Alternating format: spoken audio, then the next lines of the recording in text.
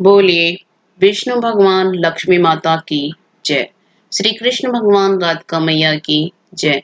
मैं आप सभी को ये बताना चाहती हूँ कि हमारी 2 चैनल और भी हैं, मधुर भजन और आरती के लिए मन राखियो और डेली जनरल नॉलेज के क्वेश्चंस के लिए लर्निंग बाइट भी। इन दोनों के लिंक डिस्क्रिप्शन बॉक्स में दे दिए हैं, एक बार आप जाकर देखिएगा जरूर।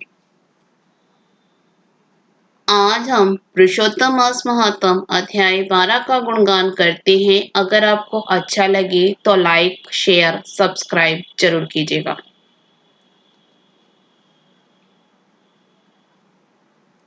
शंकर के चले जाने पर वह बाला कांतिहीन श्वास पर श्वास लेती हुई भयभीत होकर आंखों में आंसू लाकर रोने लगी। इसी प्रकार दुख से बहुत सा काल व्यतीत हो गया। फिर वह तपस्विनी भी बलवान काल के वश हो गई। उस समय बड़े धर्मात्मा राजा द्रुपद ने उत्तम यज्ञ किया। उस यज्ञ कुंड में से एक कन्या उत्पन्न हुई। वही मेधावी ऋषि की कन्या दूसरे जन्म में राजा द्रुपद की पुत्री द्रौपदी नाम से संसार में विख्यात हुई। सो यह राजा द्रुपद के स्वयंवर में मछली की आंख बींधने पर अर्जुन को मिली। हे नारद, पुरुषोत्तम का अनादर करने से दुष्ट दुशासन ने उसके बालों को पकड़कर खींचा, परंतु उस समय वह बारंबार मेरे नामों को याद करने लगी। श्री कृष्ण कहने लगे कि यदि द्रौपदी को मैं भूल ही गया था तो भी मेरे को स्मरण आई, और हे राजन, मैं तत्काल ही गरुड़ पर चढ़कर आया और अनेक प्रकार से खींचे हुए चीर को इतना बढ़ाया कि दुशासन उसको खींचता हुआ अचेत होकर गिर गया। सदैव मेरे से स्नेह करने वाली और पतिव्रता को पुरुषोत्तम मास के अनादर से मैंने भी उसको त्याग दिया। पुरुषोत्तम मास का तिरस्कार करने वाली को मैं भी त्याग देता हूँ। इसलिए सब प्रकार से पुरुषोत्तम मास ऋषियों और देवताओं के भी सेवन योग्य है। फिर मनुष्य को तो अत्यंत ही मनवांछित फल देने वाला है। इसलिए आने वाले पुरुषोत्तम मास की आराधना करो। 14 वर्ष पूरे हुए, अब सब कुछ अच्छा ही होगा।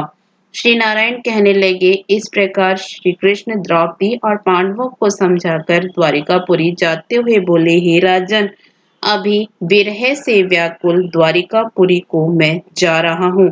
ऐसा कहने पर भगवान प्रेम में मगन हो पांडु पुत्रों को धीरे धीरे लौटाकर द्वारिकापुरी को चले गए। श्री नारायण बोले, श्री द्वारिका नाथ के द्वारिका जाने पर युधिष्ठिर अपने भाइयों सहित तप करते हुए तीर्थों में विचरने लगे। हे नारद, श्री भगवान के प्रिय पुरुषोत्तम मास को मन में धारण कर और श्री कृष्ण का वचन स्मरण कर अपने भाइयों और द्रौपदी से बोलो, अहो, आप सबने पुरुषोत्तम का महात्म्य सुना है, पर पुरुषोत्तम को बिना पूजे कोई कैसे सुखी रह सकता है। इस लोक में वही पूज्य, वही धन्य और वही श्रेष्ठ है जो अनेक प्रकार से भगवान पुरुषोत्तम की पूजा करता है।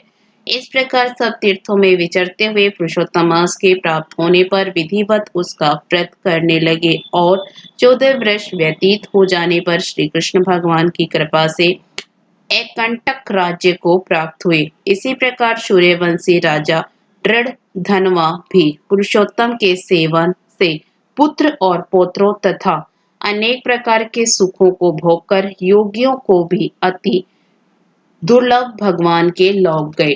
इसके साथ ही 12वां अध्याय समाप्त हुआ।